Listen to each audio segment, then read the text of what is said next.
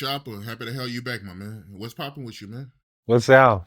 What's oh, beautiful things, bro. Working on the Nobody Kills project at the moment. Third time's a charm with me on here. So it's a blessing, you heard me, to be on here and the people, supply and demand. The people is demanding it and it's all gravy and I appreciate the people and I'm here. I'm honored to be here for hip hop, for the culture, you heard me? It's beautiful. Yeah, man. How the feedback been on your end, man? It's been excellent. 1 out of 10, 10. A lot of calls, a lot of people hitting me up. I'm a different type of guy, so I don't just accept everything, but it's an honor to just have people coming at me. And I appreciate this platform, to give me the outlet to be able to speak my truth. So I would happily and gracefully say that the feedback has been excellent. Much love to the fans and the people that are new fans and new people that came into my life that, appreciate, honesty. That's what's down. How about you, brother? How about what's down with you? How's the feedback on your end? Oh man, I mean the feedback been incredible on my end, man. I mean everybody I spoke to enjoyed the last two interviews we did. But I got a lot to talk to you about, man. It's a lot that happened since we did the last interview. Okay, what's down? Talk to me. What you say? Sarah, how you feel about that lawsuit she fought against Puffy? um, Sarah is Sarahing, if that makes any sense. I feel like it was coming. I felt like you heard me. Sarah I felt like I was sabotaging her for her getting the suit. Now, on one behalf, Mighty Brad, I feel like she's right on the terms of, um, Diddy making us sleep in the same bed together. The things that Diddy was making us do. I don't think a female was, supposed to be in that situation. That I do believe and that I do feel. And you know me, bruh. I'm not biased. I'm unbiased to bull crap. You hear me? I just believe that on one point she's right. On another point, she's trying to money grab. And I felt like Sarah's doing exactly what everybody else feel like. We got done dirty. We didn't get our just due. We didn't get what we deserved from the hard work and the hazing that he has um, put us through. To just save all of us. I feel like we didn't get our just due. And luckily and fortunately, I'm a hustler. So I have no. You heard me. I have no bitterness towards it, because it was school to me and I was young. So I didn't really look at it like it was actually like the realest thing that was happening because it was only real when, you know, I made the band. But once that happened, you dig, it felt like every day of normalcy. I got so used to the cameras. Well, sorry about that, you heard me. We got so used to the cameras that it became normal. So we really quite didn't realize how much of history we were making. Yet and still how much of um trauma we was going through as well. That makes sense. So it's a bittersweet situation with Sarah, and then you know, from the interview that I did last time, you did. Some people felt like I was putting Sarah on blast, and it wasn't my business to put her business out there with Fred. And I thought long and hard on it, and I said to myself, maybe they right, but at the end of the day, I'm not here to please people's opinions. I'm here to speak my truth, and I kept it real for the culture. At the end of the day, I'm unbiased to everything I'm talking about. I kept it real. I even put myself out there. You heard me? That's how unbiased I am. So, but I couldn't let Sarah lay back there, get on the documentaries, and speak false about Diddy because that's not what happened. And that's just the real. I'm gonna keep it real. If you don't want the real, you heard me. Don't be around me. You dig? Whatever you say, you heard me to my face or whatever you do. Be able to take it on every outlet as well. Be 100 about everything that you do. Maybe it wasn't my business to put it out there, but at the end of the day, you know, it was my business. Period. Period. It was and it wasn't. You did take it how you wanna. Believe that. That's how I felt about that. Well, Sarah have a new husband, and I guess dude felt like putting it in the ear of you should get compensated from not actually succeeding from that situation. And like I say, I feel like it's a bittersweet situation, is because um, I don't think Diddy owe us anything, yet he owe us what we worked hard for. So, Sarah doing whatever she do, I think it's a bittersweet situation of whatever she's doing. I don't think 100%, that it's coming from a malice situation, yet it's coming from a malice situation. It's kind of like a take it how you want to outcome, if that makes sense, bruh. It's a take it how you want to outcome. Because she's doing it maliciously, and then she's actually doing it because that's exactly what happened as well. Period. So you personally, you feel like it's a money grab? It is a money grab. Definitely. It's definitely a money grab. And I mean, I don't know. I don't feel like I feel like Sarah should have been did that. If the man assaulted you, sexually assaulted you, sexually harassed you like you said he did, why didn't you been do it? If you did, you could have been the first one. It didn't have to be Cassie taking the initiative to start it. If he sexually harassed you, you should have been the first one. And the show has been 20 years ago. It should be no reason in the world, you heard me, that you ain't been the first person to put it out there. Because honestly, I felt like that would have been a better outcome for you than trying to do it now. If that makes sense, bruh? Yeah, that makes a lot of sense. So how you feel about her Yeah. sending out cease and desist? She sent me one, you one. How you feel about that, man? Oh, when it comes to us. I say, bruh, I didn't care. It's because at the end of the day, you got to have proof. And you got to go to court. You heard me? And I knew in my mind that Sarah was going to lose that case because at the end of the day, I was keeping it real. And then Fred doubled back. And Fred, basically, he didn't want to say it, but, he had to say it because it was the truth. Sarah tried to put the cease and desist out there to make it seem like I was lying, but I wasn't lying. I was keeping it real. And you dig? Fred confirmed it, did he not?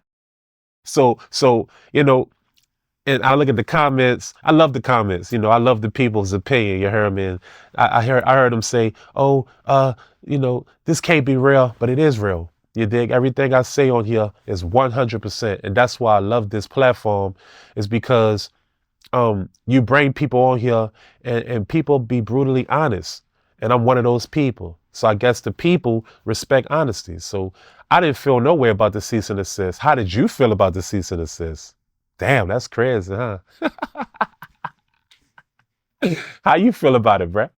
Nah, I ain't feel no way about it. I mean, me personally, it was laughable. But I mean, whatever route they want to go, we can go. I mean, I'm good financially, so hey, we can do whatever. I mean, it ain't gonna end well for them, but hey, it's whatever.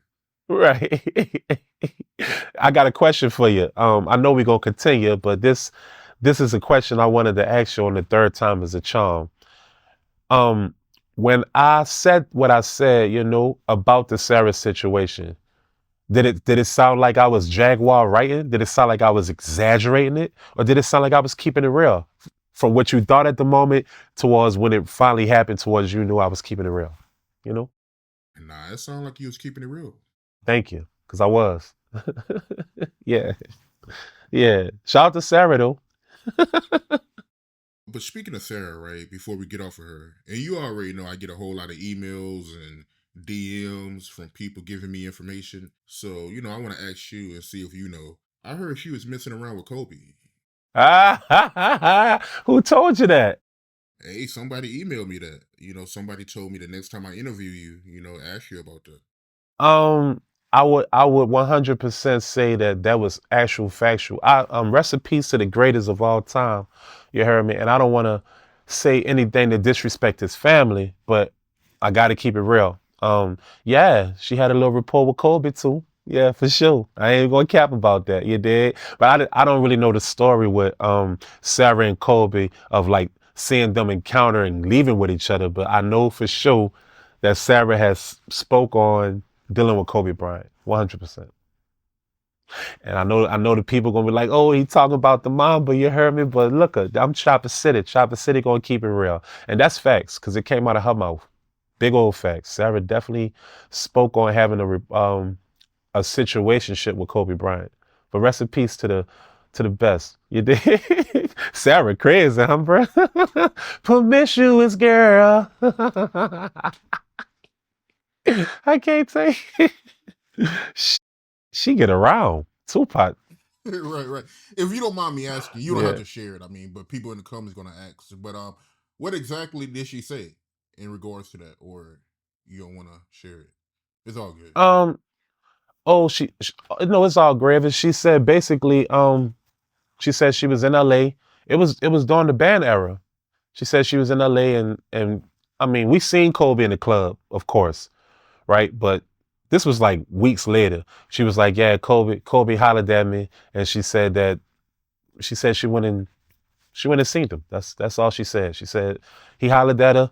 They exchanged numbers, and she went and seen him. She didn't go. She didn't go no further with it though. She totally different. Totally didn't go no further. She just said she seen Kobe. They exchanged numbers, and she went and kicked it with him. That's all she said. So I heard her. I heard her say it out of her mouth, 100%. So I don't know. Sarah was just taking. She wasn't turning nothing down but a collar. I don't even think she wanted to turn that down. Sarah was cutting up. You want to know who the real rock star? I thought it was me. You heard me? It was Sarah. Sarah was worse than Chop out this bitch. You did? Yeah, Sarah was a fucking rock star. You heard me? But shout out to Sarah though. She was fucking with it. You did? Sarah was crazy.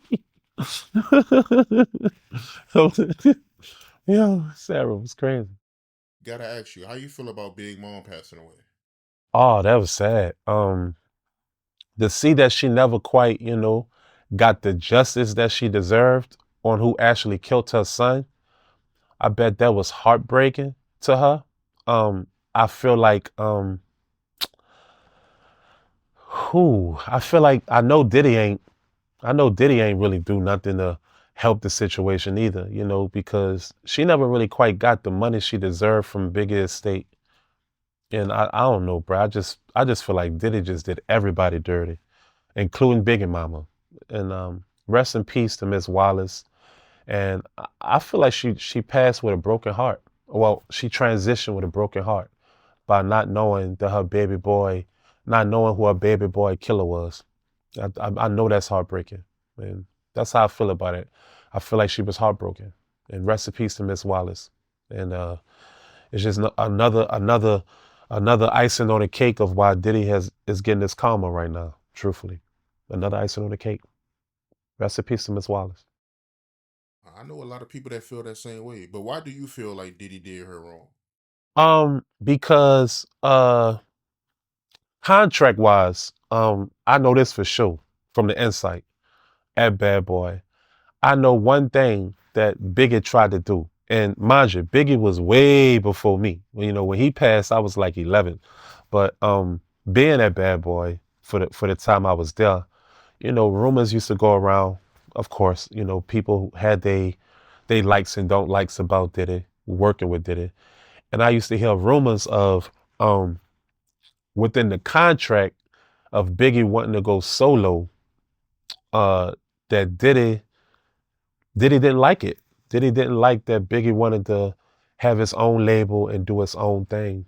I think Biggie felt like he had his run with Diddy and he wanted to do his own thing. And this is facts, from what I heard. I heard that he did the contract of being released from the last album, and when the LA situation happened, to just my opinion, I heard that it was all kind of like a setup. Truthfully, I heard it was a setup. I heard that yeah, that's just, I'm keeping it real. These are things that I heard. I heard that he had lack of security. Number one, he had lack of security. The security that Biggie was he normally had with him, they wasn't there.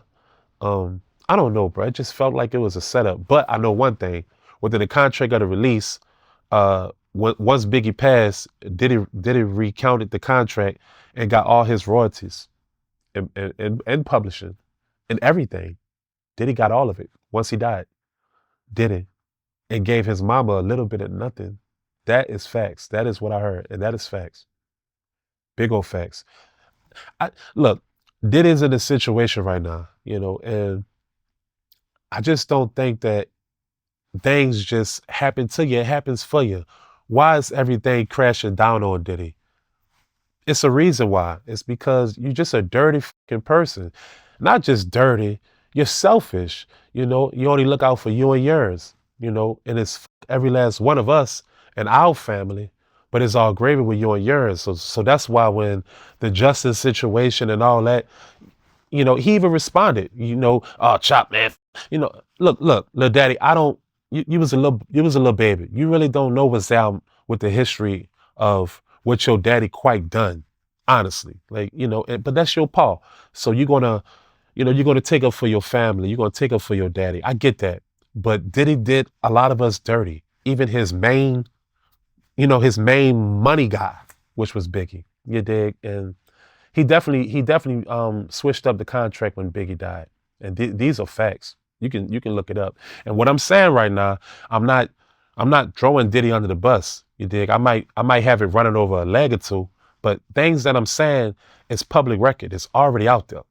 So all I'm doing is keeping it real. You dig? Because I was there and I experienced these things that was said, things that I've heard, so on this art of dialogue right here, everything I'm saying, is actual factual, coming from me, you dig? And I'm unbiased, but that is definitely what I heard about the Biggie situation, that Diddy wanted to get out of the contract. Right after that, the LA situation happened. Biggie dies. Within him dying, Diddy G-mixed the contract and made everything come to him from that last album that he had. Yep, big old facts. Big old facts. I mean, what you heard? Maybe I don't know no better. But if is what I'm saying similar to what you heard? Yes or no? Yeah, pretty much. So I'm saying? So, yes, Miss Wallace died of a broken heart, and she also died with feeling a way about Diddy. Period. And that's how I feel.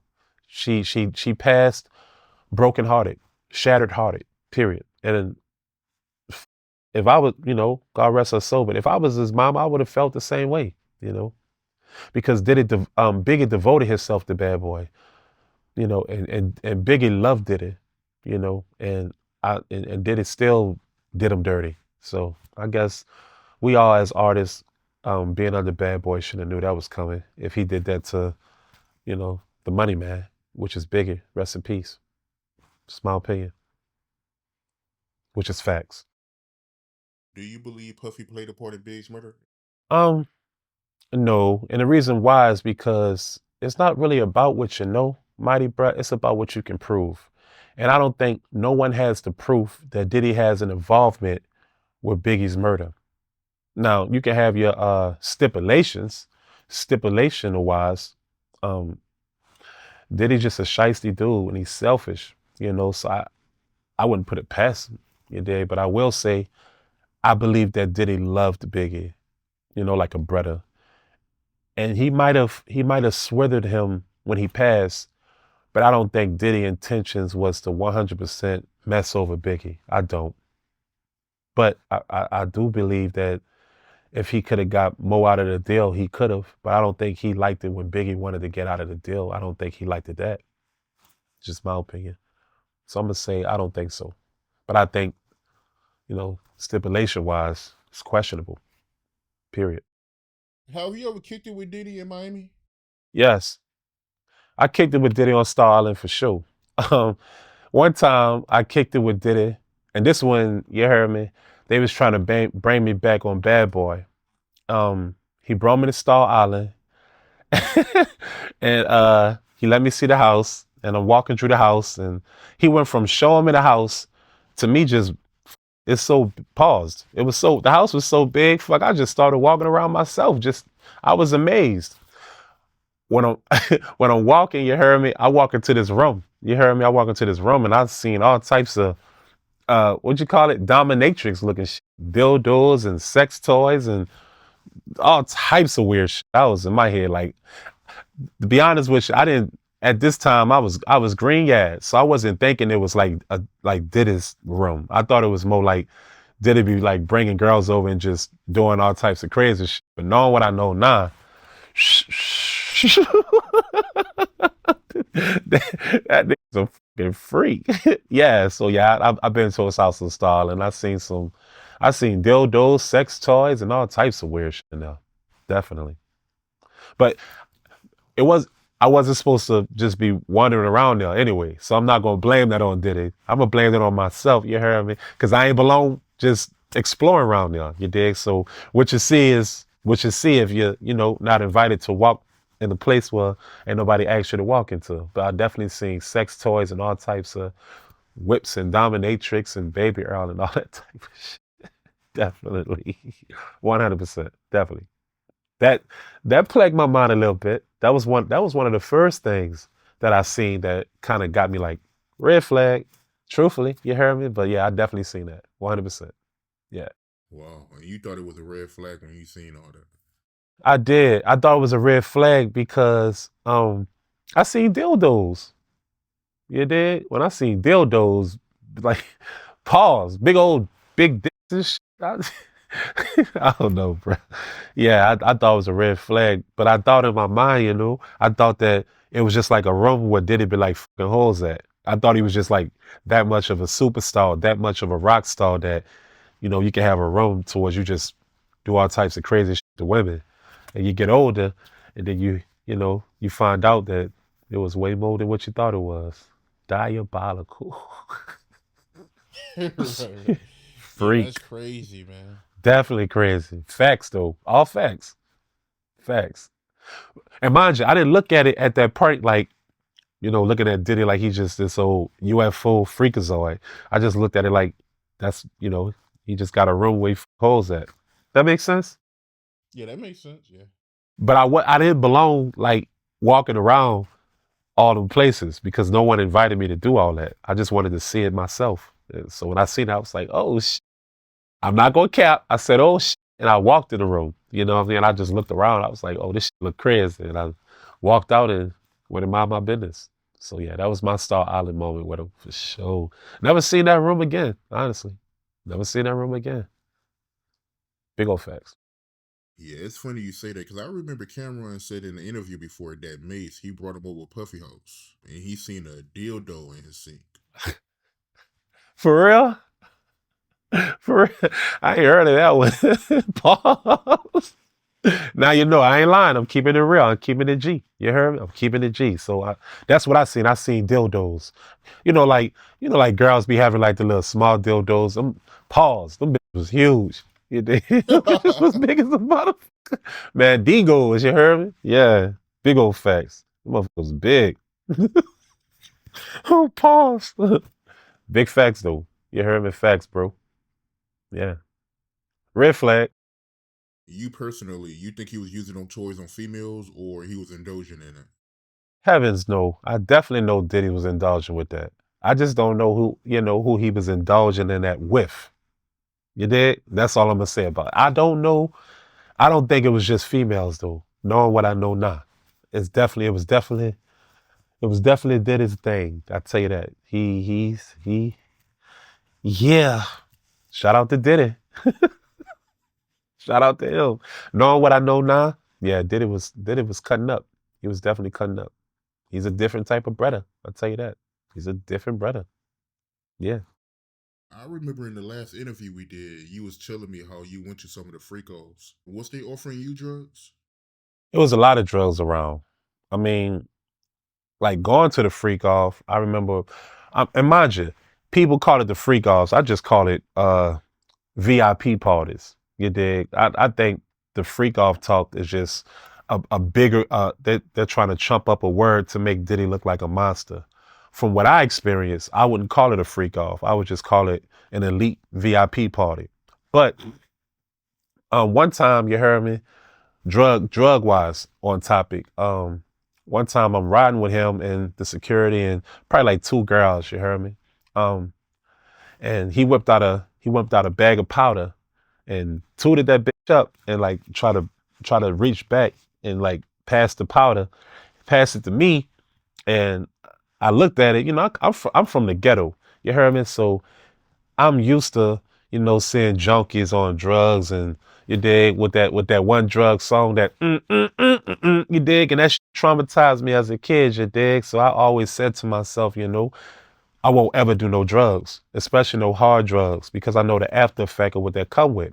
But when he reached back and just was like, whoever want it, And he was like, you want this chop? No, he called me City. He was like, you want this City? So I grabbed it, you dig, and I put my finger in it and I tasted it, and that tasted disgusting. So I was like, I would never put this in my nose. So I just passed it to the girls and they just started tooting up. And that was on our way going to one of the parties. Big old facts. So that was my only experience with Diddy with drugs, like firsthand. But besides that, you heard me, like in the parties, definitely just drugs everywhere, 100%. And it was up for grabs for anybody who wanted it. But that was my experience with Diddy with the drugs firsthand. Go on our way to one of those places. Yeah, facts. Did it. And mind you, I didn't really, you heard me, I didn't really like on making a band, when we was doing a band and the cameras was on, you heard me? It was none of that. Diddy was very professional. Everything was just businessman, shrewd businessman. But when I signed the Bad Boy South and the cameras was off, then everything went like, it was like lions in the jungle for sure. It was like apes and lions and tigers and bears. Oh my. That's when he just started letting himself go, letting himself loose. And that's when I realized it was two sides of Diddy. You have the entrepreneur Diddy, and then you have this animal. And I don't want to say animal as like this bad guy, but like this party animal towards like party like it's 1999 type guy. Like anything goes and you only got YOLO type guy, you dig? So you realize being around him is two sides to him, and depending on if he's on business mode or if he's on party mode, it's the personality and characteristic that you get from him at that moment. So you just got to be on your game of knowing, his Jekyll and Hyde. If that make any sense? Yeah, that makes sense. Yeah, big old facts though. That was my experience. I heard y'all got an endorsement from that cheesecake situation. Is that true? Actually, we did. Shout out to juniors, you heard me? Shout out to juniors, you heard me? Because for the rest of my life and our life, we can always go there and eat for the rest of our life. They gave Diddy a bag, but Diddy didn't give us the money. They actually did the deal with Diddy, but Diddy didn't give us $1. So he utilized us to get an endorsement with juniors, you heard me? And ain't give us $1. So yeah, we had an endorsement, but we never got nothing from the endorsement. Rape records, huh? That's Diddy for you. Yeah, so we had an endorsement, you heard me, but we just never got compensated for the endorsement. Diddy did. And y'all can get free food from there? Yeah, we can get free food for the rest of our life there in Brooklyn. Juniors. You heard me? But we never was able to get compensated for the situation for the Cheesecake Walk that they actually compensated Diddy and Bad Boy with, but we just never got nothing from it. Yep. F***ed up, ain't it, bruh? Yeah, they ain't cool. They did y'all dirty, man. Yeah, f***ed up that you got an endorsement, but you don't get money from the endorsement. And they got money for the endorsement, and we got nothing besides we can eat there for the rest of our life. Ain't that fucking cold? Ain't do nothing but sit us there like some golfers. I hated that shit. I really did. To this day, I still think about that. That's my only regret. You heard me on Making the Band is I wish I never walked for that cheesecake. But I was young, so I wasn't thinking like I'm finna go walk 4 hours there, 4 hours back. I wasn't thinking that way. I was just thinking we going down the street to get a cheesecake. But Lord have mercy, did we make history with that one? Then we mighty. I came back with blisters on my toes. I was hurt. Ooh, I was sick. We all was sick. Say, bro, we was so sick, and this was Sarah was talking about in a lawsuit. When we came back, he put us in a hotel together, and we all practically slept on the floor in the bed together. Women and men. So that part right there, Sarah was right about that. Because that's exactly what he made us do. You heard me when we came back from the Cheesecake Walk. He made us all lay in we had a room with 2 beds, and the girls and the guys, we all was so tired, bro. We all just lay next to each other. That was, you heard me? That was in Sarah's lawsuit. That Diddy made us lay in beds together. And, by law, you're not supposed to do that with men and women. But he made it. We laid in the bed together. We were so tired. That wasn't the only time though. It was buku other times, and the hazing part of making the band that he made us lay in the beds together. Facts. Yeah, that's crazy, man. But to go back to the Junior situation, have you been there since then? Yeah, I've been there before. They treated me like a rock star. You know, they did everything right. They got us like when you walk in Juniors, you heard me. Like our pictures is everywhere. So 100%, I went there. They treated me like a rock star. The utmost hospitality. I don't blame them. They did what they were supposed to do. I blame the bad boys. I don't even know if I say blame. I don't blame nobody for nothing. But I don't appreciate how Bad Boy went about that. Because juniors, you heard me, they had nothing to do with anything. They just did what they thought was best. And since we walked, over there and went through all that on MTV, they did the right thing by showing us the utmost respect, love, gratitude, and appreciation. It's just the Bad Boy situation that didn't compensate us for doing that, even though they had the endorsement with them. Yeah. So yes, to this day, for the rest of my life, all of us. If I'm not mistaken, I heard that Orlando Brown, he used to be at your house in Vegas. Shout out to Damone. Damone, you heard me. He was a good friend of mine from Los Angeles, California. He did making the band with us. He made it. He didn't make the band, but he made it to the house. So we went from hundreds of thousands of people to the house. Within the house, it was about 15 people. You heard me? Damone was one of those people from the West Coast. He was rest in peace to him. He was a fire spitter. You heard me? I feel like he should have made the band lyrically. But I was good friends with him, kept a rapport with him after making the band and all this here. I ended up moving to Vegas in like 2012. Courtesy, like after I got shot and recovered, I ended up moving to Vegas. Damone ended up moving to Vegas. And Damone was tight with Orlando Brown. Him and Damone was hustling and doing, not street hustling, but they was rap hustling, doing music together and everything. Damone was basically like Chop. Me and Orlando Brown, we in this hotel, these suites, and I'm kind of running low on funds. He was like, can we come over there and can I talk to you? And I'm like, yeah, all right. I love Damone, you heard me? So he came over there with Orlando Brown. Orlando Brown, he's a different character, dog. He came over to the house. He was very respectful. He wouldn't stop fucking talking. He was very talented. He's definitely a UFO. He's definitely an alien. Very talented dude.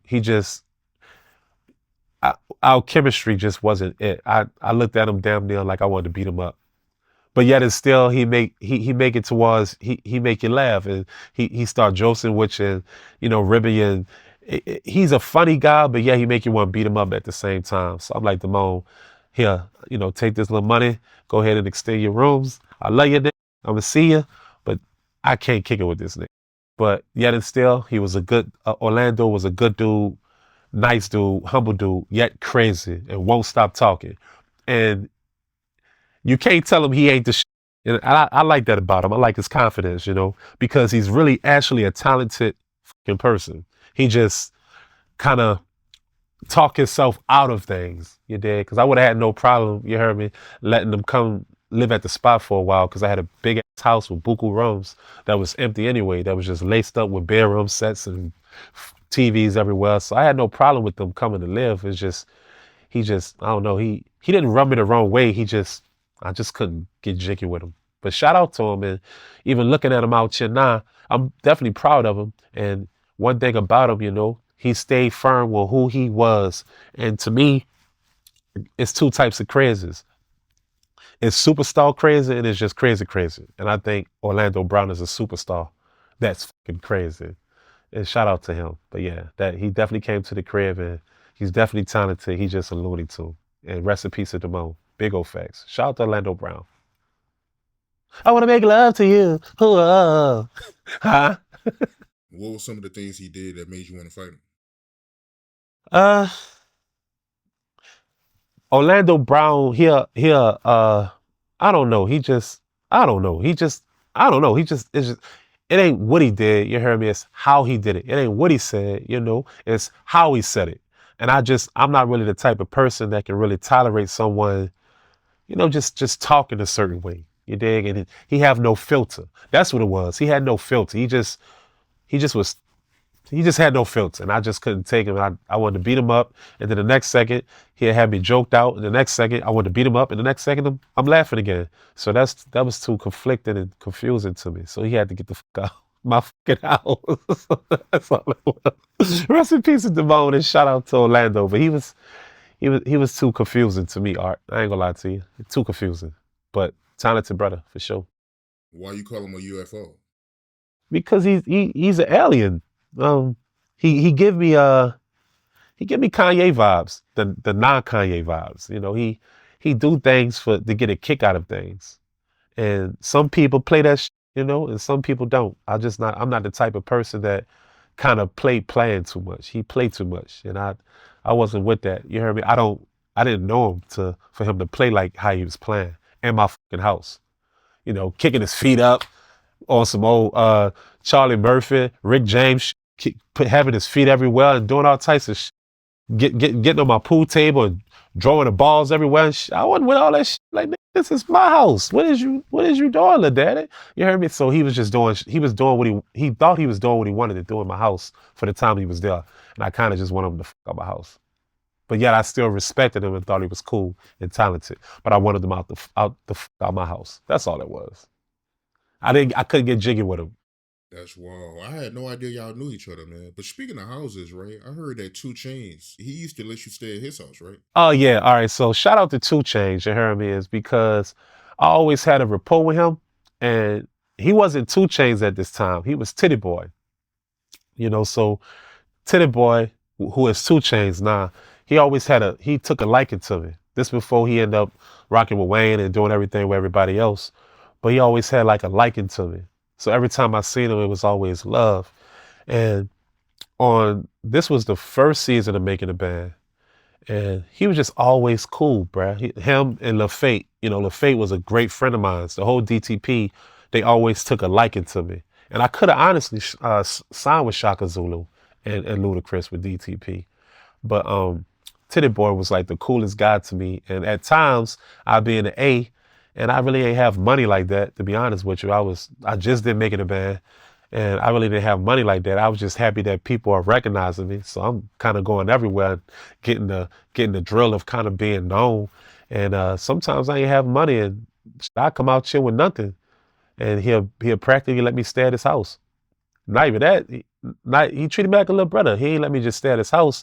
He used to give me gear, Jordans and clothes, and be like, nigga, go shine, go make it, nigga. You heard me? So shout out to Titty Boy, aka 2 Chainz, for always showing me love and hospitality in Atlanta, Georgia. And then, I started making things happen for myself on Making a Band, you dig, 2nd season, 3rd season, and all that there. And then I see him, and now I'm doing my thing because I'm getting a couple of dollars. But the love has always been the same with 2 Chainz, always. So shout out to 2 Chainz, Lil Fate, Ludacris, Shaka Zulu, and I'm proud of 2 Chainz from, branching out and doing his thing. But definitely used to stay at his crib. And shout out to his whole family too, because they the coolest people in the world. 100%. 100% A-Town. 100%. Shout out to 2 Chainz. Yeah. Facts. You was cool with Pac-Man Jones too, right? Shout out to Adam. Shout out to Pac-Man Jones, you heard me? Now, man, Pac-Man, we had a different story in life. Me and Pac-Man, we met totally different. Like, we click-clack automatically. Pac-Man was already like, you heard me, popping with the Titans, and I go to Pac-Man house and really rock with him. Like, we rock. And I just talked to Pac-Man like a couple days ago too, FaceTime. That's a good friend of mine to this day. Now, Pac-Man remind me of me. Pac-Man was just a street dude that played football. That's just facts. But one time we had Pac-Man's party, but before we even got to the party, we was minding our business. We was having fun, and next thing you know, a car hit us. They didn't hit Pac-Man. Pac-Man was in front of us, and I think Pac-Man had the Lambo, but we was trailing Pac-Man in the back, and a car hit us. Bow! We flipped and turned. probably about a good 4 times, right? And I injured my arm, and I'm such a soldier. And Pac-Man looking at me like, that ain't shit. Even though it really hurted and I was injured, the rest of the people that was in the truck with us, they got on the ambulance and all this here, and they went to the hospital. I'm the only person that was in that truck that was injured and everything and still went to his party like a fucking idiot when I should have went and got in the ambulance like the rest of the people and got some fucking money from it. But that's just the type of person he is. Pac-Man is just a good dude, a real dude, and he's highly misunderstood. But he don't give a f. And to this day, I'm happy that that Pac-Man is going a positive route because, he had this, like, just kind of like me. We had our woes and our troubles within our career that had nothing to do with our career because, we stand firm outside. And, I don't know, to this day, he's still my friend, but Pac-Man is the type of person who I have a certain limit of kicking it with him. And I'm going to get the fuck away from Pac-Man because Pac-Man, he's just a fucking fool. And so I'm happy that this nigga is doing his thing now and he a family man because the Pac-Man I knew, boy, the Pac-Man I knew, he was a fucking fool, especially in the era we was in here in the A. So shout out to Pac-Man. That's I don't know how you know that, but you heard me? That's facts. Man, Pac-Man is cool to this day. But yeah, I fucked my whole body up and still partied. And I should have went in the ambulance and got some fucking money, but I didn't. I was young and dumb. And yeah, shout out to Pac-Man though. Yeah, and I heard you used to buy weed from Rick Ross. Yeah, I mean, this before Ross was popping, before he came out with what's that song called? Whip It Real Hard. What's Hustling. I'm still trying to get money in the streets at this time, and a lot of people sleep on Rick Ross. You heard me? But Rick Ross was really in the streets. You dig? And when I encountered Rick Ross, he was selling pounds of weed. So I used to get pounds of weed off Ross. And that was my first encounter with Ross. So a lot of people make it seem like he's this correctional officer and all this here, but everyone has they upbringing of how they done it. You dig? And I don't judge Rick Ross. And shout out to 50, and I got nothing to do with they thing, but my encounter with Ross is, when he rap about what he say, a lot of people are like, oh, he's a police, he a correctional officer. But my encounter with him, he was a street nigga, because I definitely was buying weed from him in Miami, 100%. Rest in peace and nut, peanut. Facts.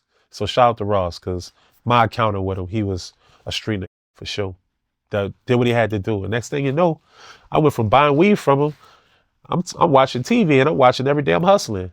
I'm like, wow. Funny how life is, facts. What happened between you and Keyshia Cole? I know I had Freddie P on the platform, and shout out to Freddie P, man, my guy. And I know he spoke on it, but from your point of view, what happened? All right. Well, the Keyshia Cole situation went like this here. We was in Los Angeles, California. We just did a show.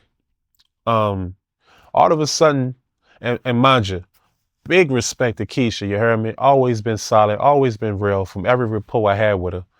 But back then, at this time, like, we popping, you dig? And we had the limo from doing the show. And next thing you know, a female, you heard me, get inside the limousine.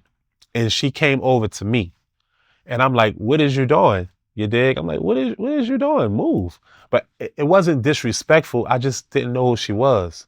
So when I did that, Fred was kind of like, Chop, chill, stop, right? So I got to be honest. It wasn't, I don't know what transpired with them, but I know one thing. When she came to me, I kind of pushed her off, and she was being nice, and she was just like, I'm a singer, and she said she was like Tupac's stepdaughter or something.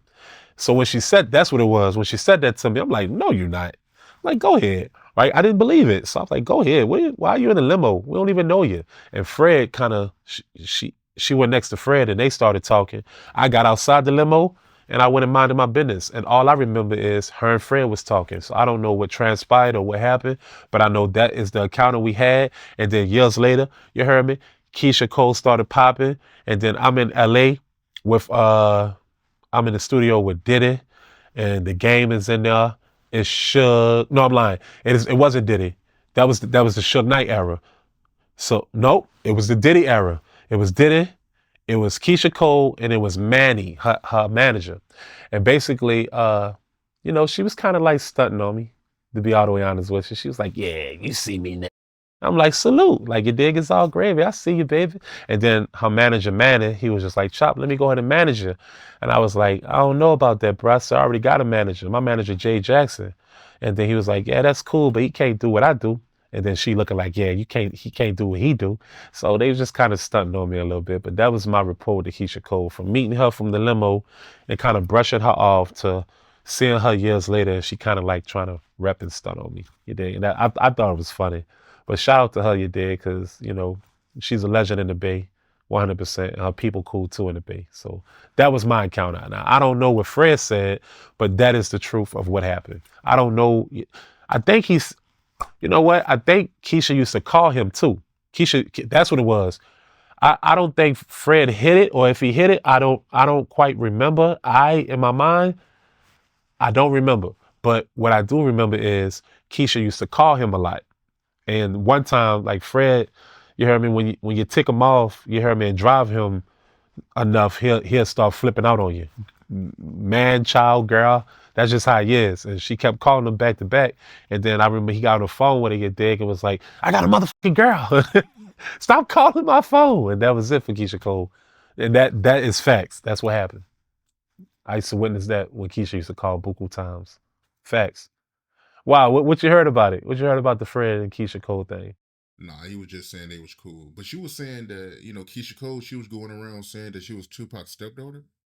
Yeah, I think when she got in the limo, she said that she was like Tupac's goddaughter or stepdaughter or something like. That's facts. I know that sounds crazy, but that's what she said, and that kind of drew me off because she was a pretty girl. So in my mind, she wasn't Keyshia Cole at this time. If she would have just came in a limo, you hear me? Because she was already a pretty girl, I would have knocked her down for sure. You hear me? But when she started talking about Tupac goddaughter and you hear me, stepdaughter, I just like, oh, just leave. Because I'm like, you're too young, and I was too young when Biggie died. I was like, I mean, not Biggie. When Tupac died, you heard me? I was like 10. 9, 10. So you had to be around the same age as me. So how can it be your goddaughter if, I mean, you never know, I guess, because, you know, somebody could be your goddaughter around that time or stepdaughter around that time, but she 100%, you heard me, said that to me in the limo. So it kind of just drew me off. Yeah. Keyshia said that to me like she was his goddaughter or she knew Tupac or something like that. Big facts. And she was fronting on you after you seen her again after the, you know, limousine situation.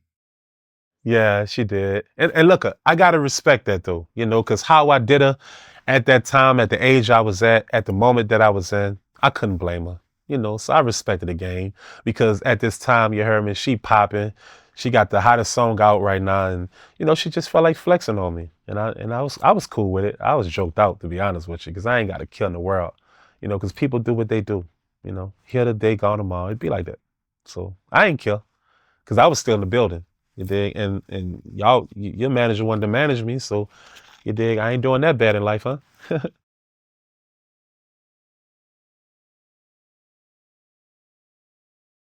Is it true that Diddy mom own your publishing?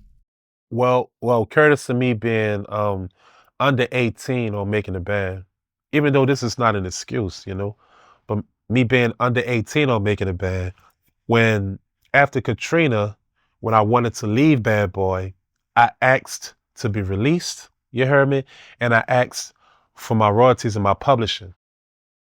And he basically told me go f myself. It's cool. But I I I had my lawyer on it, and my lawyer told me that the publishing is not in Diddy's name or in Bad Boy. It's in Janice Combs. And Janice Combs and Diddy Kids own the publishing of Chopper Young City within the band and Bad Boy South and every other artist. Janice Combs is the owner of all that shit. You'll think it was Diddy. You think you go on a war with Diddy with the coats and all this here and the civil suits and all this here, but you're really fighting Janice Combs. You know what I mean? And the kids. So when Justin and I have nothing to say about Lakeem Combs is because his mama was super cool. And I'm not saying that Justin mama wasn't cool, you heard me, but I was around when Kim was there, you dig? And I was a cool lady. Lakeem Combs was a tiny little boy, you know, so he have no understanding of it. But with with Janice and the Justin situation, how dude came at me, even after I kept it real, I kind of felt a little way like I can't wait to see this little nigga in LA so I can bat the piss out his legs. But then I think about it like, man, leave that little boy alone. But yeah, Janice Combs owns my publishing with Bad Boy South and Bad Boy. So I can never recoup that. Is because I was 18 and under and on making the band. I wasn't Kevin Barnes, which is my real name. I was Rodney Hill and I used somebody else's identity. So I'm not going to ever be able to recoup what I'm owed, courtesy of that. And that's facts. Sucks. How does that make you feel knowing that his kids own your publishing? Yes, it absolutely do. It makes me feel like I want to see them niggas, you dig? But at the end of the day, they don't know no better. I don't blame the kids for that, because, Diddy was doing right, you dig? He created outlets, outlets for his children to eat, regardless of what happens to him. He created outlets for his kids to eat, whether it's off the backs of us, all of us. And it's not just about Chopper City. The Black Robs, the Biggies, all these people, Janice Combs and the kids own all this shit. That's why the publisher says Janice Combs Publishing. Facts. You think you're going to war with Diddy, but you're going to war with his mama when it comes to that paperwork. He makes sure that you can't get nothing out of him because he put everything in everybody else's name, which is smart to me. But hey, life is life. And you live and you learn. But yeah, my publishing is Janice Combs, Diddy Mama own it. Yep. Facts. Sucks. But facts. I'm going to keep it real. Yeah, speaking of his kids, Justin Combs, how you feel about him coming out saying that she was lying about him calling you? Okay, so I'm going to get this clear. Justin Combs tried to make it seem like Chopper City was lying about that. Say, bro, I ain't got nothing to lie about no shit like that. You heard me? There's no reason for me to. I'm chilling, and my Tay don't feel no way. But when he contacted me, it was a white girl Instagram. I mean, I picked it up. It was a white girl. So you did. I'm like, who the fuck this is? And it's a FaceTime look call. So when I picked it up, it was people in the background. I could hear men and girls. You dig, laughing and kicking and shoe showing. And just Joseph. And when he got on the phone, I could tell he was a little tipsy. So like I say, I don't know if he drank or not, you heard me? But he must got the testosterone and the testicle fortitude to buff up enough to call me. You did, because the interview, you heard me, was just out. So he must have had the testicle fortitude to be able to call me and get through to me. So when you say, oh, I didn't call you on my shit. Of course you didn't call me on my shit. You called me on a white girl shit.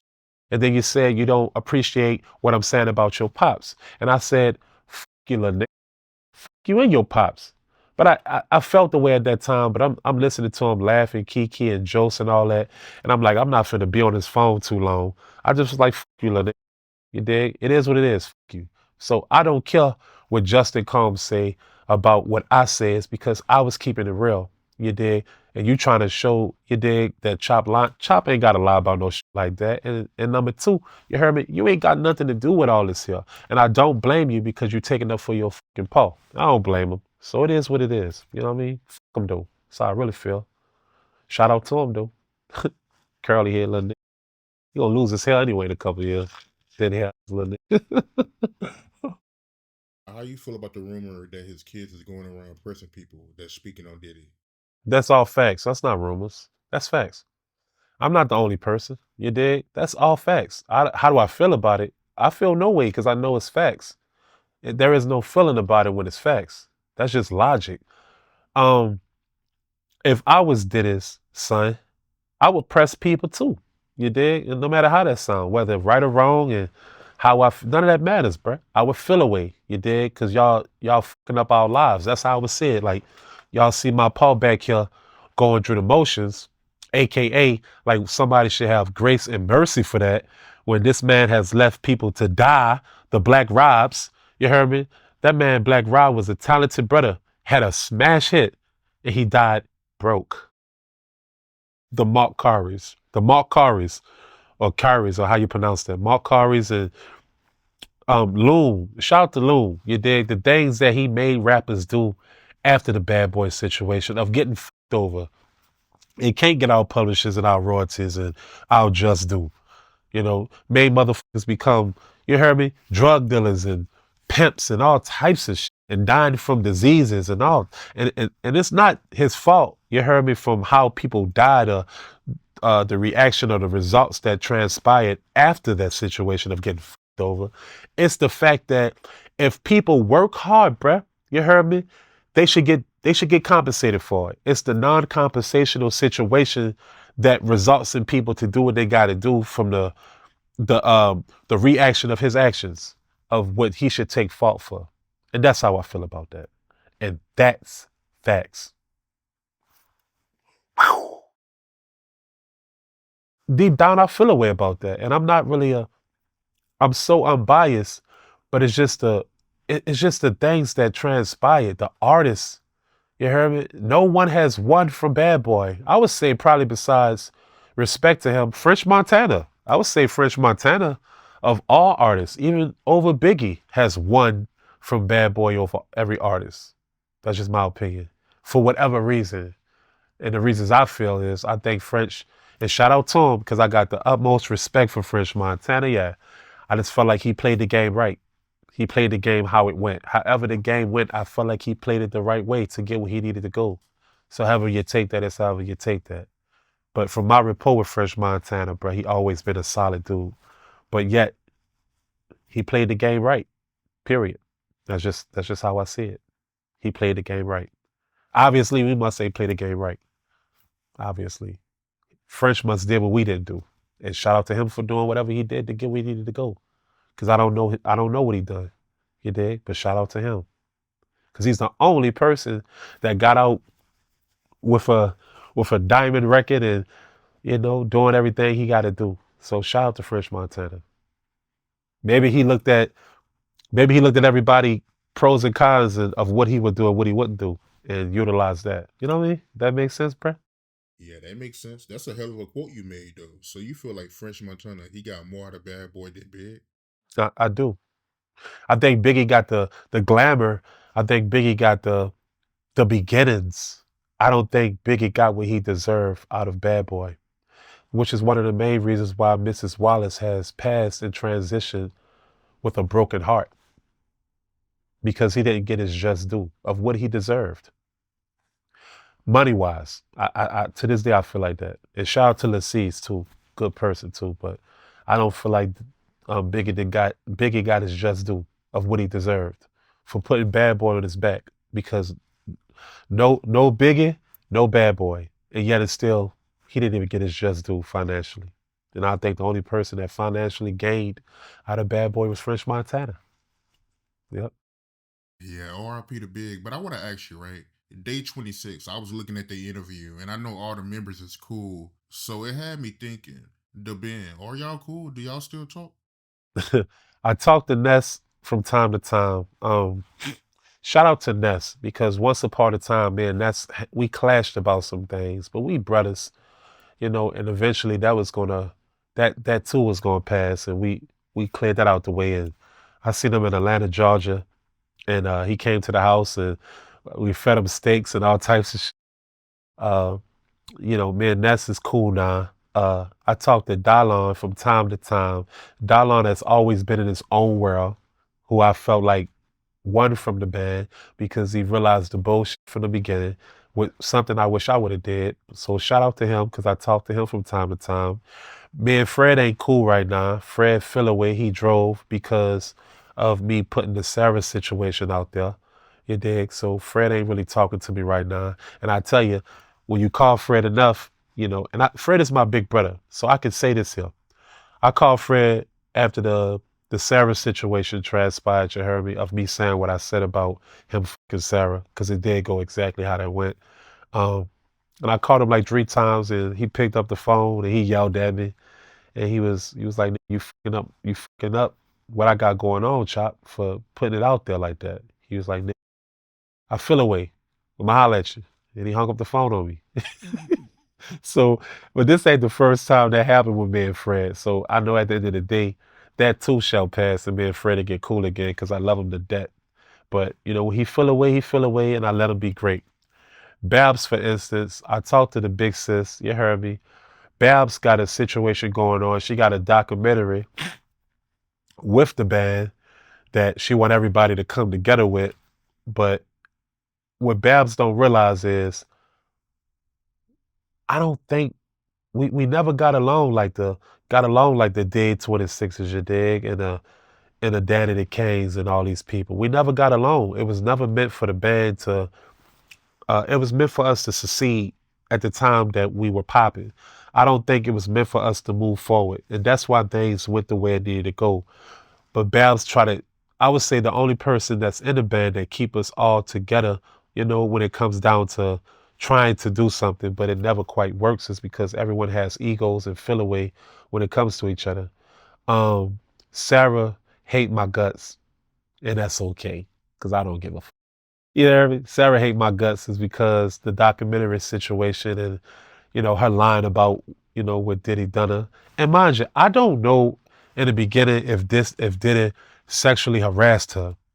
But what I do know is when he used to come down and get her, she would look perfectly fine. The beautiful Sarah Stokes at this time, that was her name. Her name is Rivers now.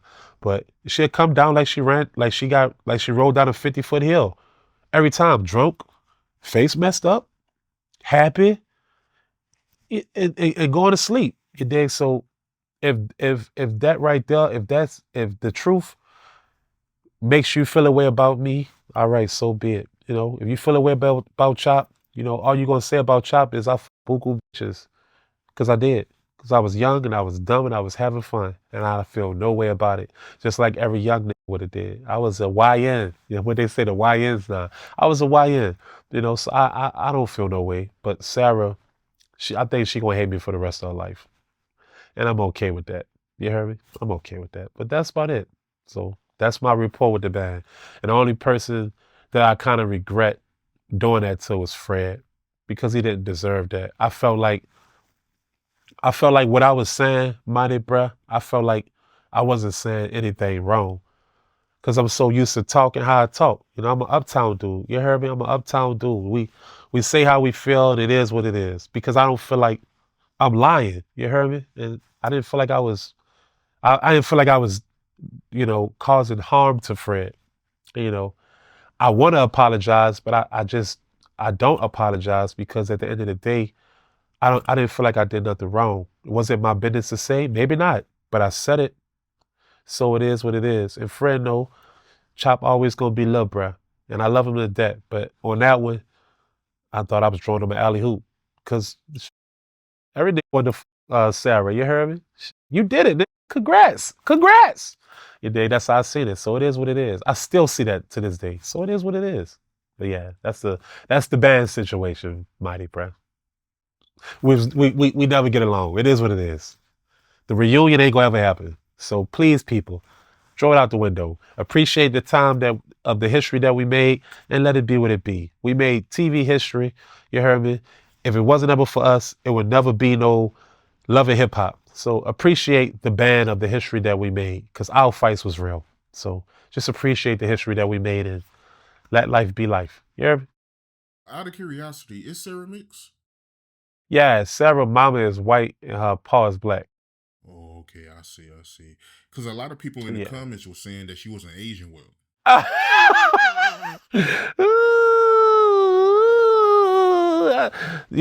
I gotta say something about that. Number one, is she Asian well?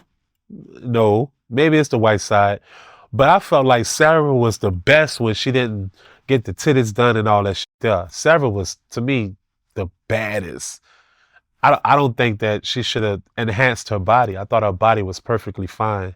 And then I don't think Sarah quite aged well because of the white side. That could be true. But I think Sarah kind of aged well from the stress that she's been going through with her life, from husband to husband and all these things. And even, I want to get this clear. Her daughter felt the way about me too and made it seem like what I was saying was a lie. I hope when Fred got on Art of Dialogue and told the truth about your mama, I hope you feel satisfied now, baby girl, because I feel no way I don't feel no way about, you heard me, disrespecting your mama. I was just keeping it real. You dig? And I apologize a little bit, for disrespecting or maybe how I said it. But what I said was what I said. Your mama was starting. Period. It is what it is. Is she Asian like doggy years? Absolutely. Fucking right. But at the end of the day, it is what it is. But why you say that though? What made you say that's why she Asian like doggy years? Nah, I was just asking because everybody in the comments was saying she was Asian like milk. So, Shit do look a little crazy, huh? She look a little crazy, don't she? Yeah, she look a little dope fiendish, but hey, shout out to Yeah. her, man. And the crazy part about it, say, bruh, the rapport that I got with Sarah, she always been a person that took care of her body, clean, worked out. I don't know what happened, son. It gotta be the stress from men. That's how I'm gonna look at it. Like, it gotta be, men must be stressing her out. Or maybe she just ran through too many men. I don't know, bruh, but she do look a little crazy right now. But shout out to her. Yeah, shout out to her, man.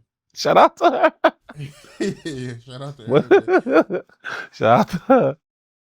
After you got shot, you ended up seeing the person who shot you in the club, right? It was 2017, and I'm in a club. And remember I told you my dog told me that I need to go to Target and get the rabbit food? He was the same dude that knew the dude. He just didn't know that that was the guy that was coming down from Peoria, Illinois for the second time with me to get the from me. I think if he would have knew that there, he would have been like, oh no, Chop, I got you. Let me go ahead and work this wiggle. But he didn't know that it was him that, that I finessed. So we in a Pink Pony here in Atlanta, Georgia. And I look over and I see the dude. You heard me? And I'm telling my dog, you heard me? I'm like, say, bruh, that's the nigga that shot me. And he was like, blah, blah, blah. And I'm like, him. So he was like, I know this nigga. He's like, it's a cool nigga. He said, say, bruh, let me squash this right now. So I'm like, man, fuck all that. I'm about to go. I'm about to go get in the car. I'm gonna wait for this nigga to come outside. And that was my mentality. Because also, what happened to me, it didn't go unpunished either for what happened on the retaliation of that. But both of us was alive, and yeah, he went over there, talked to him. I'm over there shaking in my boots down there. You did, cause I don't know if this nigga strapped or, nigga trying to kill me. You heard me? But he come over there, and I get to walking while he walking, and then he was just like, you fucked up, bro. He was like, I felt like I felt like I did what I had to do, street code wise. I felt like what you done to me, you heard me, I felt like I did right. And he was like, you know, I wasn't trying to kill you, but I had to teach you a lesson. And I was like, I get it. And he basically was like, he apologized, I apologized. And right after that, I got the fuck about the club. Cause I was scared, you heard me? I was spooked the fuck out. I still thought he was trying to kill me. You did, but we squashed it, and then, like I say, life don't happen like that all the time. But I'm fortunate enough for that situation to transpire the way it did. And because I ain't got to look over my shoulder in that area when I do shows and all that there like that. You know what I mean? Because we squashed it like men, and I was wrong. I was down bad. I shouldn't have finessed him. You dig? When he was coming down, I should have told him I got what I had off, and this is what I had left, and I was being greedy, and I deserved that for that moment, and that's what kind of, you heard me, changed my life of getting the 100% out the streets. Because the truth of it was, I was just chopping a rapper. I was just saying these niggas getting money out here, and I kind of wanted a piece of it, just being a follower at that moment. I thought, the money that I was making wasn't enough when it was enough. And, I was just not appreciating what I had. And a lot of times in life, when you're greedy, you heard me, that's what kind of come with that. When you being a greedy piece of shit. And I was being a greedy piece of shit. And I deserve what happened to me, period. But yeah, that's what happened. Facts. I seen him, and I was still scared as I got the fuck out of there. You heard me? But shout out to him though, because we both still alive. Yeah, that's crazy. And the NBA player Jamal Crawford, he let you stay at his house, right? Until you healed up? All right. After I got shot and I hit him up. And basically he was like, say, bro, I heard what happened. And mind you, 2 Chainz too. All the rappers was hitting me up, and the celebrities that I knew, you heard me, they always hit me up, asking me was I okay. But Jamal Crawford was like, anything that you need, let me know what's out. And him and Earl Thomas, yep. And Thomas played for the Seattle Seahawks. Him and Earl Thomas, Jamal Crawford and Earl Thomas, made sure I was straight. But it was Jamal Crawford who fronted me a certain amount of money, a substantial amount of money, and cooped me up in a condo on St. Charles in New Orleans at the Georgian so I could heal up, because I couldn't walk at the time. You dig? I couldn't walk at the time, and you know, my life was kind of like in a spiral at that moment. So shout out to Jamal Crawford, because he definitely funded a penthouse for me at the Georgian for a whole year so I could heal up. So big shout out to him. He's definitely a legend. 100%. That's facts. I don't know how you know that, but that's facts. That's what happened. Shout out to Jamal Crawford. He did do that. You believe in the Illuminati? Yes. Yes, I do. And I believe that I don't believe that you work hard to get where you're at. I believe you get chose. No matter how that sounds. You don't work hard to be successful. And I hate when people say that there. You get chose. People, you get chosen to be successful. They have their picks. No matter how it sounds, you can be the most talented person in the world. If you're not picked and selected, it's kind of like the NBA. I can imagine it's buku people that's just way more talented than other people that don't quite get the minutes and the time and got to sit on the bench, because the NBA have a way of choosing who they choose to be superstars. It's kind of like that in the rap industry. And it don't come from the rap industry. It comes from the Illuminati. No matter how that sounds, the Illuminati is real, 100%. Trust me, I know. You heard me?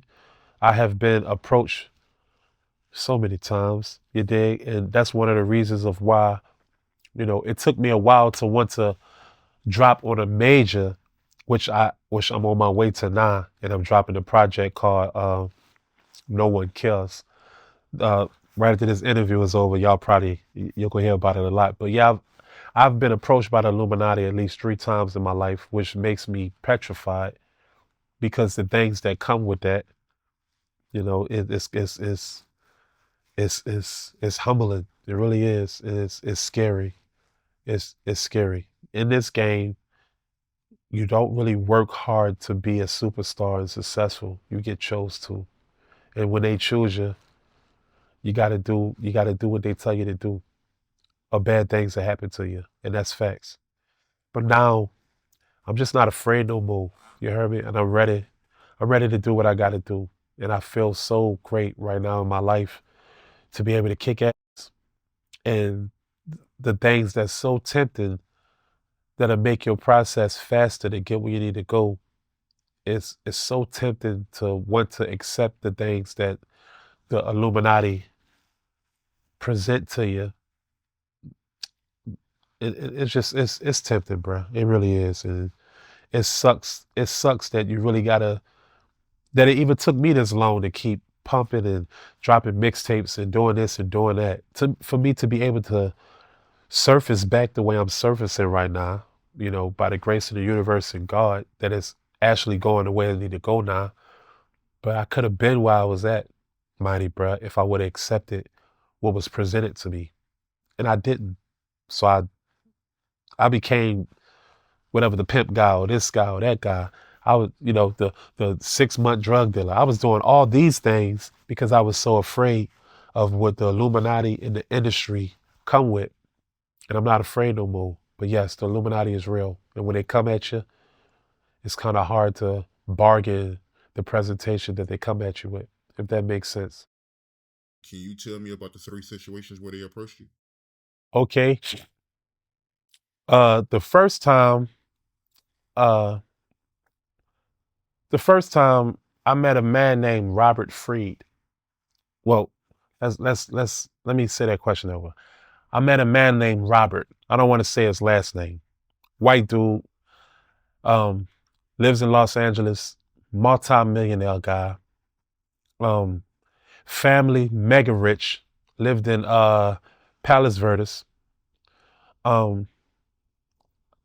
I got presented with a situation where I was supposed to, me and Chauncey Washington, he just signed with the Jacksonville Jaguars, and he's also the stepson of Suge Knight.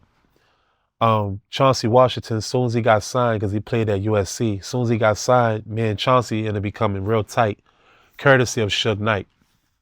When he got signed and went to Jacksonville, he ended up buying this big old mansion. Actually, we was together. It was at Queens Harbor in Jacksonville. We had a plan. We gonna come with the MOE, and we're gonna do it together. He had the funds. I wasn't that rich. I was a little 100,000 there, but he just signed the deal. So we had a plan. We just gonna come with the label and cut the fuck up. Well, Robert, from whatever, you dig, interfered and basically was like, I don't care what he has to offer you. This is what I have to offer you. And when he said that, it was millions of dollars. That's why I was able to have the MOE movement popping at this time, all on World Stars, shooting buku videos back to back. I accepted it. And the things that came with that was so detrimental. And I wouldn't say Robert was, I don't know if he was in the Illuminati or not, but I know once he didn't do what he got a phone call, and he was the person that was invested in me. Once he didn't do what he was told to do, he went to the Playboy Mansion and got stabbed up. These are all facts. And got stabbed up. And basically, yeah, facts. And he basically, because we had MOE roster records after that, from him intercepting Chauncey Washington and presenting me with so much money. So I'm in an A, all the 12 living and the big old house I had in McDonough and all that came from Robert, you dig, from the investment of giving me upfront money. He gave me $1 million. And it was supposed to be courtesy of him intercepting Chauncey Washington.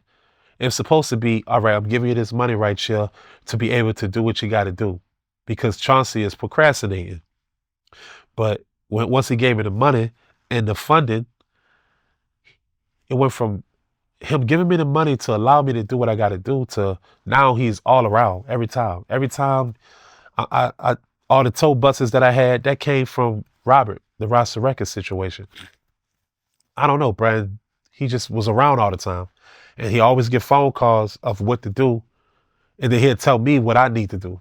And I kind of just stopped feeling that shit, you heard me? And then we just clashed off that. That was the first situation of the Illuminati. And I went a little too far by accepting the money. And the things that happened to me after that, I had a worse error in my life from not wanting to deal with the roster records situation. The second time was here in Atlanta, Georgia. We're off the Rob situation, the roster records situation, and we was in a hotel, and we was at the co-retreat, and basically, me and my dog, Day One Zell, all of us, and my engineer, Speechless, we got presented by some girls, and they basically was like, we work for such and such and such, and then when they started Illuminati talking, me and Day One Zell, we got you heard me, but my engineer, Speechless, he owed us no loyalty. He was just our engineer. She basically came at him with the situation. It was like, if they not gonna do it, fuck it. What's up? The next thing you know, Speechless got all these cars and mansions and became this rich ass nigga. I ain't seen him since. That was the second time. The third time was in Miami, Florida.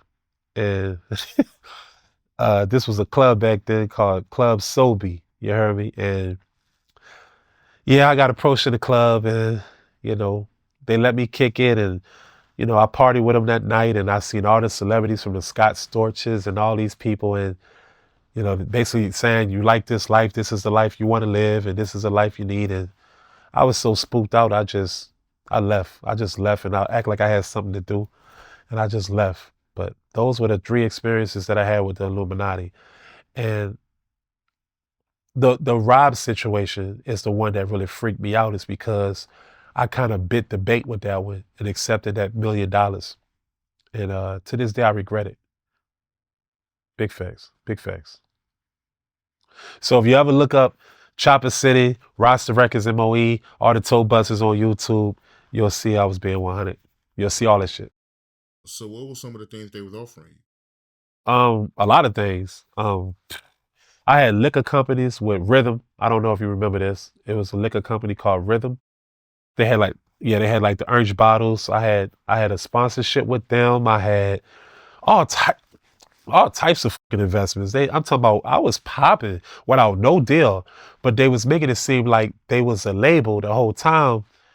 I don't know. They just kept pumping me up and taking me places in different countries and I was seeing gothic looking, all types of wild shit, bruh. But they never, when it came down to my crew, my MOE crew, when it came down to taking me places, they never brought them with me. They always was like, you only, you dig? And basically everywhere I went with them, it was always some left field. It wasn't gay though. It wasn't like no gay shit. It was just more like introducing me into something that if I was at this moment, if I was really down with that shit, I feel like I would have blew the fuck up. But I was a little too spooked out. And I was spooked out really from what transpired with me with Bad Boy. So when people offer me things besides money at this time, cars and this and all that, when people offer me these type of things, it spooks me out because I know ain't nothing for free. I know that everything come with a price. So I was kind of spooked out from that. But if I never would have did the Bad Boy situation and they would have presented it to me, I probably would have been down with Illuminati by now. But I was too spooked out. But those are the type of things that they do. And I was afraid for a very long time, which is one of the main reasons why I didn't want to go major, because that's kind of like the thing that comes with signing a major. They offer you all these things. And I'm not saying all major labels, but some. They offer you these things, right? To flourish and buck you up and make you feel good and make you feel like, this is forever. And then they do that 360 on you, and next thing you know, you fucked up and you want to commit suicide and kill yourself and poke your eye out and all these things. So everything I'm saying is all facts. The Illuminati is real. Be careful out there. You and Stevie J, he made some comments about, y'all walking for the cheesecake that had you feeling the type of way, right?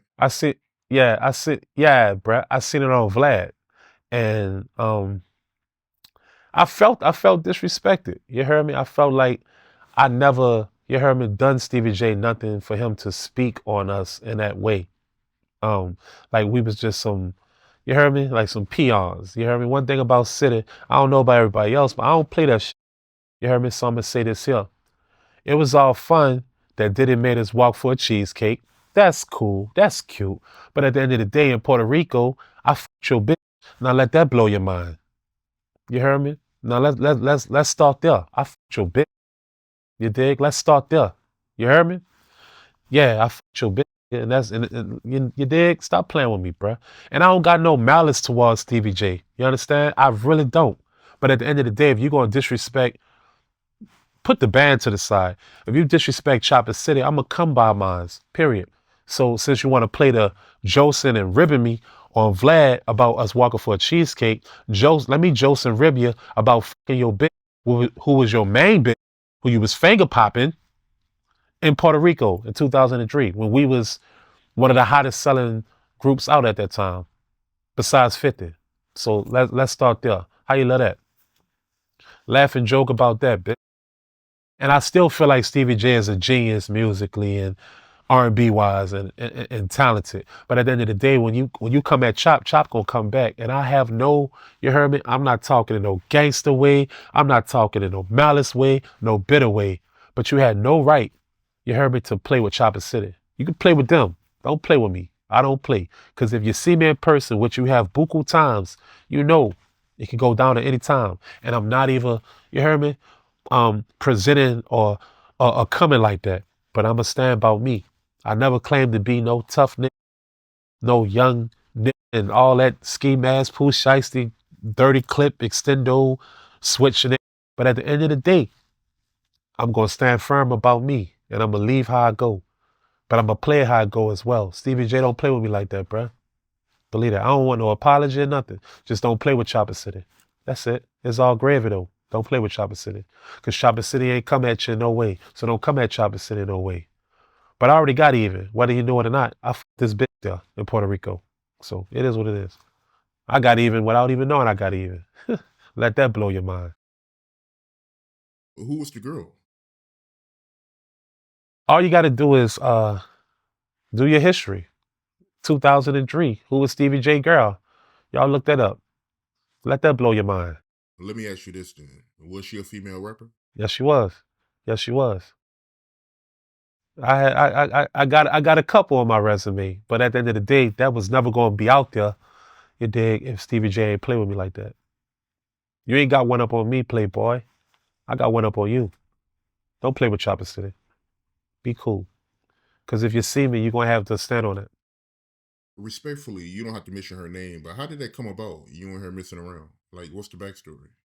Oh, real simple. At this time, 50 was like the hottest guy out, right? And at this hip hop summit, they used to have hip hop summits, and they had a hip hop summit in 2003. And at this time, the band is like, besides Outkast, Speaker Box, and Love Below, we was the number one, number two artist that was the most selling and popping until 50 came and just killed shit. You hear me? Shout out to 50.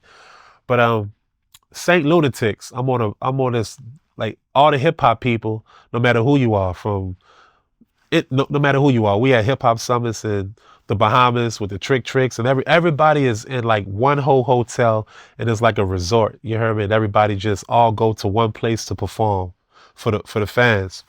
And at this time, I'm on a bus, like this hip hop bus. It's all facts with the Saint Lunatics, Nelly and the Saint Lunatics, the Murphy Lees and the Ali's and all them there. And I'm over there with a little bitch, and I'm like, it's like, man, this nigga shop crazy. Well, the funny part about it is I had a little Puerto Rican chick with me, you dig? And I go into the hotel, and I told her that I said, I'm gonna come back down and come get you. But I've been spotting the girl the whole time. I've been had a crush on her the whole time, you dig? And she stayed like right down the hall from me. Well, basically, I was supposed to go back down to go get her, you dig? I just wanted to make sure nobody was in the room. I was supposed to go down to get the Puerto Rican girl, but I ended up seeing the female, coming out her room. I knocked on her. I didn't knock on the door. I walked past her, and she was by the door. And basically, I was like, "Can I eat your pussy?" I just straight said it. Oh, I was wild back then. I was reckless.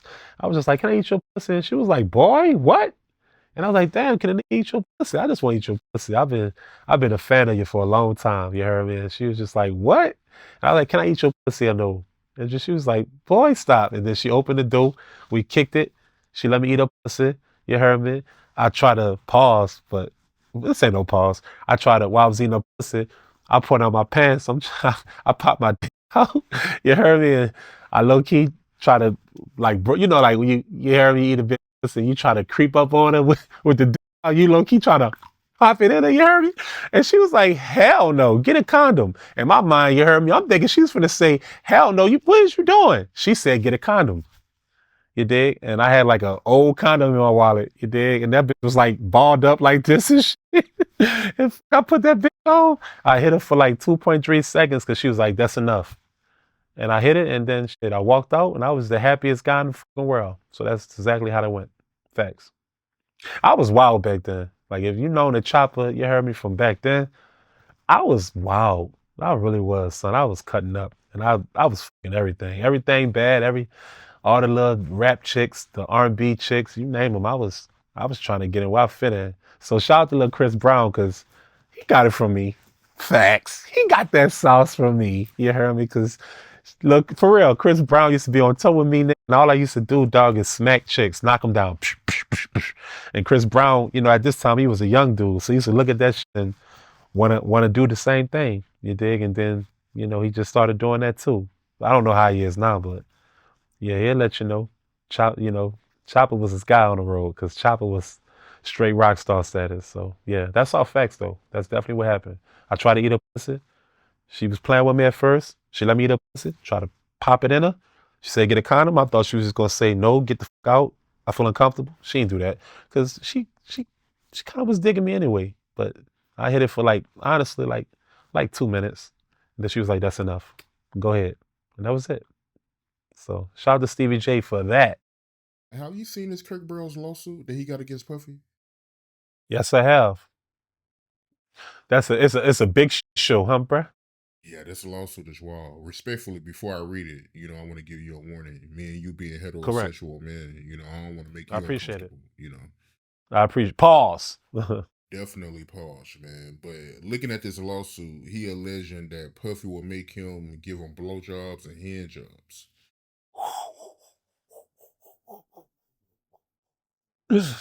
Okay, I'm listening. Anything else? Yeah, he even alleging, looking at this lawsuit, that Puffy will make him put objects up his anus. Wow. All right, before I give you the answer, the dude Kirk was definitely a valid dude over at Bad Boy. And mind you, I think him and Diddy, Bad Boy was both of theirs. So I don't understand how he go from part owner with Diddy, with Bad Boy, to becoming a vice president. That kind of me up because I think they started Bad Boy together. Am I correct? Yeah, he was a part owner of Bad Boy, but Puffy made him give up his percentage. Whew, okay, well, I'm going to say this here because this is the best answer. And, I don't know if Kirk is from the Kirk that I encountered with the Bad Boy. He always been like a valid dude. So I don't know if it's his truth or I don't know. But I will say this here on that type of topic. And this is the honest to God truth, you heard me. One of the producers over there at MTV at the time, who was super cool guy. He actually had the camera walking with us, you heard me, to Brooklyn to get the cheesecake. The first Art Dialogue interview, you heard me, that I did, he DM'd me and I definitely talked to him. He was like, yeah, bruh, how you been, Chop? I'm like, I'm straight, bruh. Appreciate you hitting me. Long time. He like, yeah, bruh. I appreciate your interview, you heard me, that you did on Art of Dialogue. I said, thank you. I appreciate you, bruh. And he was like, you ever notice why I was shooting with y'all and then all of a sudden you haven't seen me after that? And I'm like, yeah, I do. I said, why is that? He said, because one time Diddy invited me to his office and told me to suck his dick. And he was like, he said, I damn near wanted to kill him, bro. He was like, I left the office and I quit. And so it don't, with the curse situation, it don't sound far-fetched from what I've heard. You dig? I haven't ever encountered that type of situation with Diddy. Thank you, universe, because I would be in jail right now, facing life or doing life. But I haven't encountered that type of Diddy, you dig? But I don't know, bruh. If it walk like a duck and talk like a duck, obviously, it might be a duck. It might be true, bruh. That is considered sexual harassment, Sarah. I think that's considered sexual harassment, not what Sarah tried to do. You dig? So with the Kirk situation, I don't know. It just don't sound far-fetched, and that's all I'm gonna say about it. I haven't experienced that with Diddy, so I can't. I can't be like the people that exaggerate and say things that's not true. All I can say is 100 things from my experience, and my results for that answer is it don't sound far-fetched. And Kirk, of all people, have the most.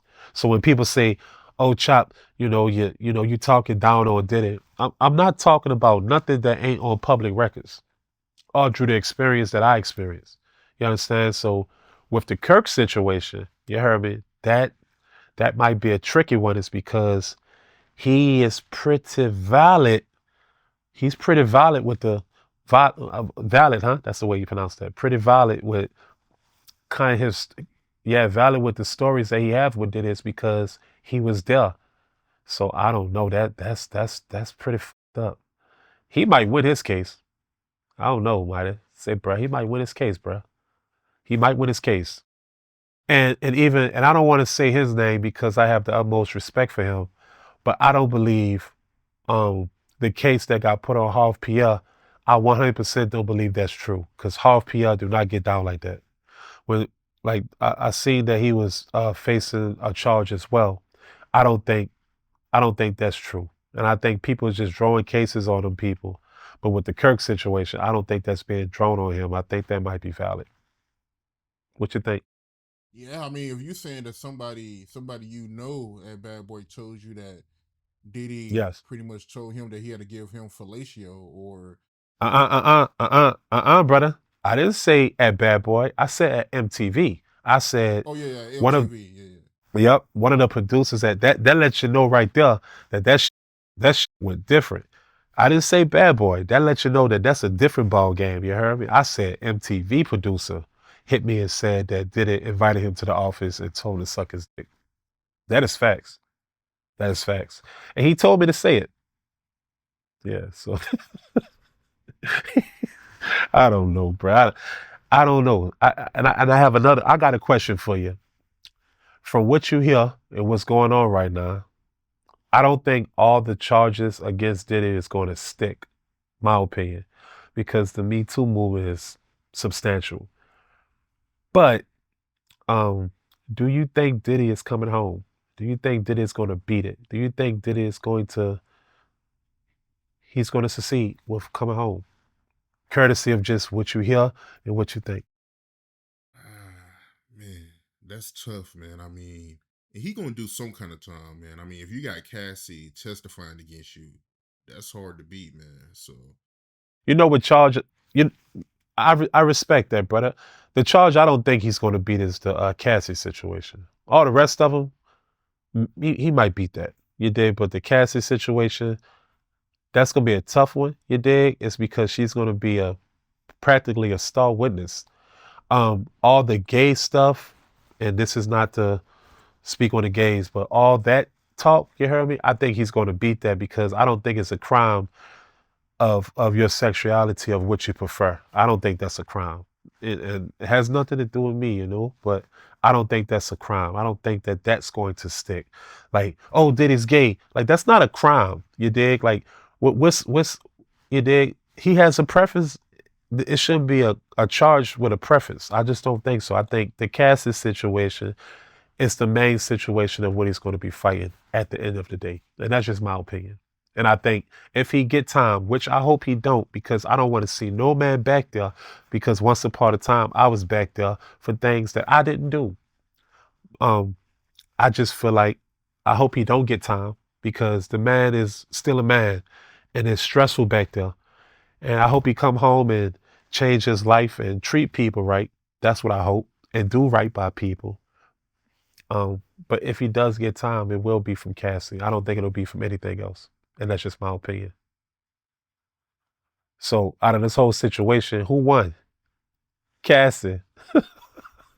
Cassie got all that money and still about to be a star witness to testify against this man. Cold-blooded. Out of all the things you've done in life, the person that has the power to take you down, ironically, happens to be an artist you once signed. And courtesy you being lustful, you dig? You kind of put yourself in a situation to allow yourself emotionally, or whatever per se you want to put it, to allow someone to take your empire down. One more question. Do you think his reputation is tarnished? Oh, that's over. Yeah, that's done. Wow. So you think it's no get back, it's no redemption, it's just nothing. No, It's no, over. it's a wrap. Yeah, it's a wrap. It's a wrap. Oh my God. Oh my God. To be honest with you, bro, I never would have thought Diddy got down like that. Never. Never in a million years of my life. I thought Diddy was like this. Take that shiny suit, hit maker. I never thought encountering this situation. Sometimes I wish I haven't ever did the making the band situation. It's because at times it kind of like the shenanigans kind of overrides the talent. And I'm still out here. I'm still looking, I'm still out here. I'm still looking great, still doing my thing, highly respected. And I respect everyone. But sometimes I regret ever doing the making the band because I feel like by now I would have been already been where I needed to be. And it's never too late. And one thing about me, I'm a hustler. So I'm always, you heard me, get to it and do what I got to do because I'm always going to keep going and I'm never going to quit. But sometimes I feel like the shenanigans with that making the band situation kind of overrides my talent. And just to see Diddy going through this shit is just like, say, bro, it kind of sucks to even say that I was even down with Bad Boy. It's damn near kind of like a look on people's faces, bro. Yeah, bro, and it sucks. But at the end of the day, nobody's perfect. And I'm not saying Diddy is guilty or not guilty, mighty bro, but I will say, a bunch of people keep saying the same thing about you. Something of that has to be true. That's all I'm gonna say. I mean, and I'm not ashamed of anything I went through with them because I'm not gonna sit up here and say all the times was bad. I had great times over there. I made history in the era that I was in, definitely TV history. I've always been chopper sitting, always been doing my thing. So I don't feel, and I learned a lot, being under 18 over there. I learned a lot over there. So I appreciate every bit of the moments of what I've learned because he turned me into a juggernaut in the studio. He showed me how to hustle and he showed me how to win in life of surviving as an artist. So I guess it's like a bittersweet situation. And that's why deep down, I don't feel like I'm drawing him under the bus, but yet and still, the bus have to run over a leg or two. It's because you allow a million buses to run over me. And regardless of how that sounds, you didn't have grace and mercy for me and mine's. So it's like, how can I have grace and mercy for you and yours? It just sucks, and I'm such a good-hearted person that even though you done me and all these people dirty, I still don't have the malice in my heart to wish the worst for him, and it sucks. It really does. And I wish him the best. And what they say, free Diddy. But I also want to say this too. The Kanye situation with Diddy, that kind of made me feel a little weird. Is because maybe Kanye, I look at it like an idolizing situation. When I see him on the phone with Diddy and Diddy like, you're the only family I got. That's cap. You understand? But yeah, Kanye idolized Diddy, and I respect that. But once upon a time, on Making the Band, Kanye, you pulled up at the house. You pulled up at the house on Making the Band on 4th and Charles, and you tried to come in the house, and the Mr. Bentleys denied you to come in before he later in life was on your dick and rocking with you, and Diddy denied you to come into the house. You dig? But yet and still, you over here making it seem like y'all like the best of friends when the real truth of it is he didn't give no fucks about you either. And life is just funny to me of just how it goes. But shout out to Kanye because I respect him as an artist, and I think the propaganda things that he do is pretty genius because a lot of people think he's crazy, but I don't think he's crazy. I think he's marketing. He at the end of the day, he don't care about the reaction of what people say as long as they're reacting. And I think that's genius.